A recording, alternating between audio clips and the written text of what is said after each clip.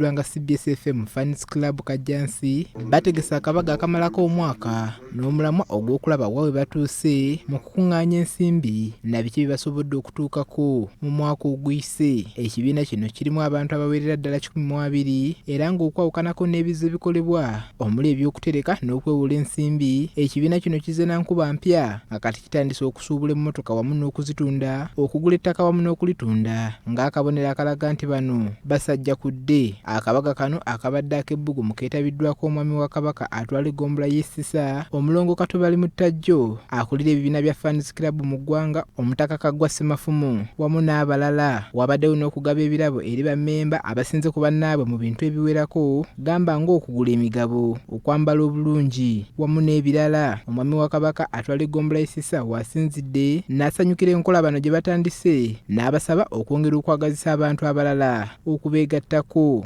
Oba oyagala okugaggawala okutuuka ku bugagga obw'ensibo mulina kwegatta kitole. Stephen Ssekigozi ngono munnabyabufuzi omugundiivu yeekokkodde bamanerenda abavuwazizza abantu ba Ssaabasajja olw'okutwalanga ebyabwe, era wano bw'atyo n'asaba ba Fans Club b'e Kajjansi okulwana okulaba nga bafuuka ekibiina ekisoboka kumpi okuwola abantu mu ggwanga lyonna basobola okukulaakulanya abantu ba beene.